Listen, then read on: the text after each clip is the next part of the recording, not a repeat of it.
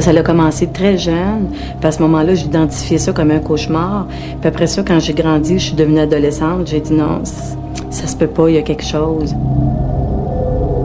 Ce quelque chose que Colette Larose voit depuis son enfance semble bien être des fantômes. Des rencontres en solitaire, donc subjectives et impossibles à valider par quelque moyen que ce soit.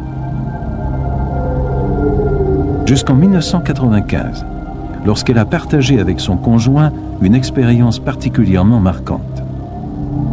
La dernière fois que ça m'a vraiment marqué, c'est l'été 95. J'étais en vacances une fin de semaine d'un festival western à Saint-Tite. On avait décidé de passer la nuit dans une auberge. C'était une vieille maison. Et puis on est arrivé dans l'après-midi, on avait décidé de rentrer nos bagages, monter dans la chambre du 3e étage. Puis cette fois-là, je me rappelle, je m'étais senti comme étrange. J'avais une certaine crainte, une peur.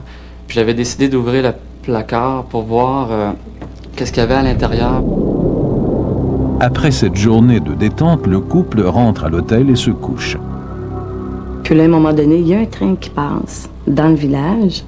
Puis je me réveille en sursaut à cause du bruit du train. Puis là, je vois un fantôme. Fait que là, je me sentais très mal à l'aise parce qu'il avait l'air comme insistant. Il était pas tellement accueillant. Puis il me regardait intensément. J'avais peur encore. Ça n'a pas duré longtemps. À un moment donné, Stéphane, il commence à sortir des sons de sa bouche, puis il avait l'air très inconfortable. Tout de suite, j'ai reconnu les symptômes. J'ai senti soudainement une présence qui entrait en moi, une énergie. C'était vraiment une drôle de sensation. J'étais comme à moitié éveillé, à moitié endormi. J'étais vraiment conscient de où j'étais. Je savais que Colette était à côté de moi, puis ça m'a fait peur beaucoup. Je voyais pas le fantôme, je faisais juste le ressentir. Puis c'était comme un sentiment de paralysie, là. J'ai posé ma main sur lui, puis je lui ai dit « Stéphane, ça va? » Là, il s'est réveillé, puis il était paniqué. Il n'avait jamais vécu ça. Il a eu très, très peur. Puis il dit « Ça me confirme exactement tes expériences que tu m'as racontées dans le passé. Je le sais, c'est ça, c'est ça. » Colette et Stéphane décident alors de changer de chambre, ce qui met un terme à ces manifestations étranges. Pour Colette et Stéphane, les choses ne s'arrêtent pas là. Quelques mois après ce séjour à Saint-Tite, Colette apprend que l'un de ses oncles est à l'article de la mort. J'ai appelé ma tante. J'ai dit comment va mon oncle Lucien. Je savais qu'il était malade. Elle me dit oui, là, je crois qu'il passera pas la nuit. On peut-tu aller le voir? Oui, oui, tu peux venir. J'ai dit, je vais aller passer 1 heure ou 2. Je suis allée, j'ai l'aidé. Puis là, ben c'est ça, je suis repartie. J'ai su, bon, il était mort dans la nuit. Environ 1 mois après la mort de son oncle, Colette fait un rêve étrange, dans lequel son oncle qui est mort récemment se manifeste. Je rêve. Je suis au volant de ma voiture. Puis je regarde en arrière. Je vois mon oncle Lucien. J'ai eu très, très peur. Je voyais pas ses yeux. Il était comme tout blanc. Puis là, je suis venue comme pour crier très fort. Puis je me suis réveillée. Le cœur me débattait. Puis aussi, je restais comme sans bouger, puis à garder le feeling dans lequel j'étais, dans le rêve. Puis je ressentais vraiment qu'il était dans ma chambre.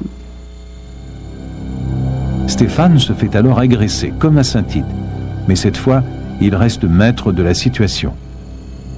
Je pouvais continuer à respirer. Comme la 2e fois que ça m'est arrivé, j'étais vraiment en contrôle. J'ai essayé d'y parler, par les pensées, là. Puis j'ai demandé, c'est qu'est-ce que tu veux? Pourquoi tu viens me voir? Y a-t-il quelque chose que je peux faire pour t'aider? Puis à ce moment-là, lui, il m'a laissé libre. Au moment où elle se rapproche de Stéphane, Colette sent disparaître la présence de son oncle dans une sorte de vent froid qui lui frôle la joue. J'ai jamais voulu vraiment, sincèrement, aller voir le fond des choses. J'ai voulu plutôt me débarrasser de ça complètement. Il me semble que j'ai pas besoin de ça.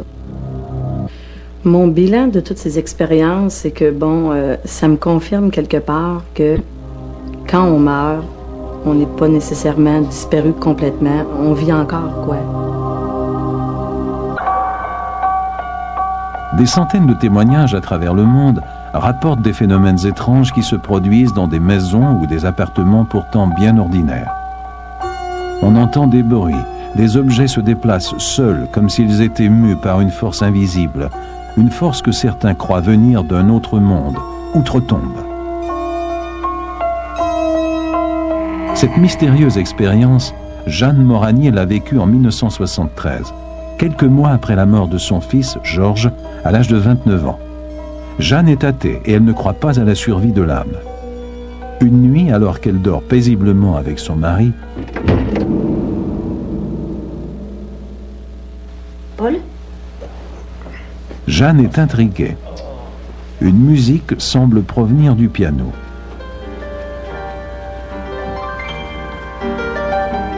Quelqu'un s'est peut-être introduit dans la maison. Malgré sa peur, elle se dirige vers le salon. Cette mélodie étrange lui semble pourtant si familière.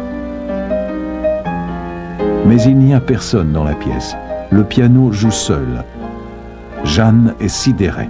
Elle a reconnu la chanson préférée de son fils défunt.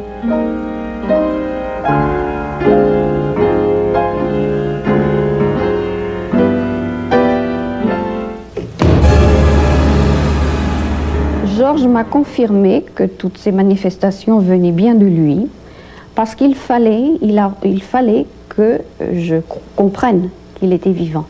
Comme je ne croyais pas à la survivance, son premier objectif a été naturellement de me faire comprendre qu'il était vivant. Janine, la seconde fille de Jeanne Moranier, sans même savoir ce qui se passe chez sa mère, est elle aussi confrontée à ce phénomène de façon très particulière. Dans la chambre voisine, son bébé de quelques mois dort profondément.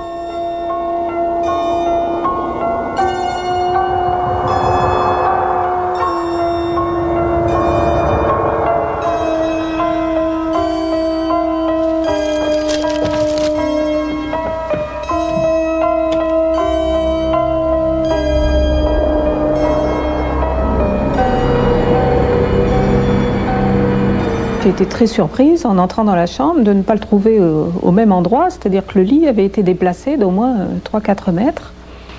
Il n'était plus à l'endroit où il était la veille, il était au milieu de la pièce. Le premier instant de surprise passé, Janine se précipite dans la chambre. Heureusement, l'enfant dort toujours. Lorsque ma mère m'a dit que c'était peut-être mon frère qui se manifestait de cette façon pour me prouver qu'il était toujours en vie, ça ne m'a pas trop étonnée parce que d'abord j'étais croyante et je savais qu'il y avait une continuité après la mort. Cette même nuit, à plusieurs kilomètres de là, sa sœur Marie est seule dans son appartement. Son fils Éric est en classe de neige et son mari en voyage d'affaires. C'est dans la chambre d'Éric que commencent d'étranges manifestations.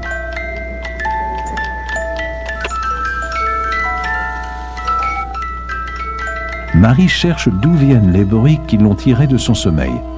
Et c'est dans la chambre de son fils qu'elle va vivre une expérience qu'elle n'oubliera jamais.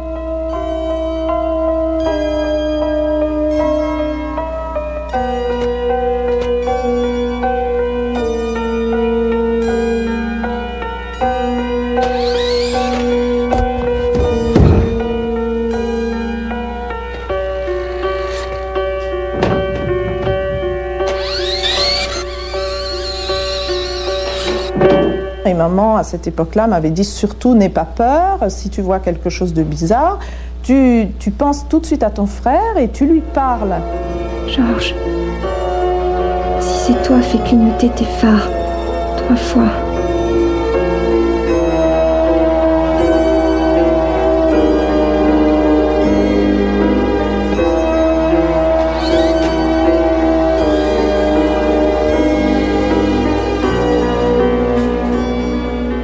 Et sur le matin, je suis allée donc dans la chambre de mon fils voir la voiture. Elle était toujours sous le lit, toujours au même endroit. Marie veut en avoir le cœur net. Elle veut examiner la voiture de plus près. Et ce qu'elle découvre constitue pour elle une preuve supplémentaire de la présence de son frère.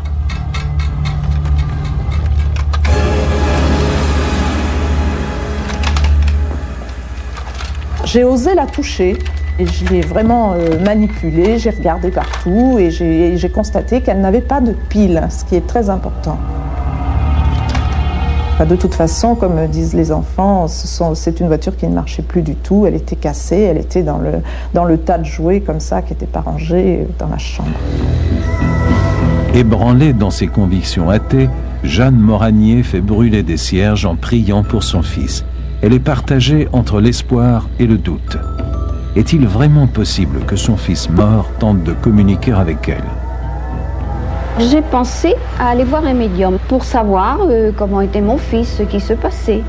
La première question, bien entendu, que j'ai posée, c'était « Pourquoi t'es-tu suicidé ?» Parce qu'il s'était suicidé. Il a répondu, pas à moi, au médium, je voulais reprendre ma forme astrale. Il savait qu'il y avait une vie après la mort. C'est par écriture automatique que le médium est entré en contact avec Georges. Jeanne est maintenant convaincue que la mort n'est pas une fin et que son fils est toujours près d'elle. Au bout de quelques mois, elle parvient à recevoir elle-même des messages de son fils. Je suis persuadée que c'est mon fils qui fait tout cela, que c'est avec lui que je communique. Pour moi, il n'y a pas le moindre petit doute, ce n'est pas possible. Cela fait plus de 20 ans que Jeanne Moranier prétend communiquer avec son fils défunt. Il lui aurait même dicté les derniers livres qu'elle a écrits. Si ce qu'elles ont vécu est bien réel, on peut se demander si Jeanne Moranier et ses filles ont inconsciemment provoqué elles-mêmes ces phénomènes étranges, pour se donner l'illusion que Georges était toujours près d'elles. Il est aussi possible que cela confirme qu'il y ait une vie après la mort, et que certains défunts peuvent nous en donner des signes.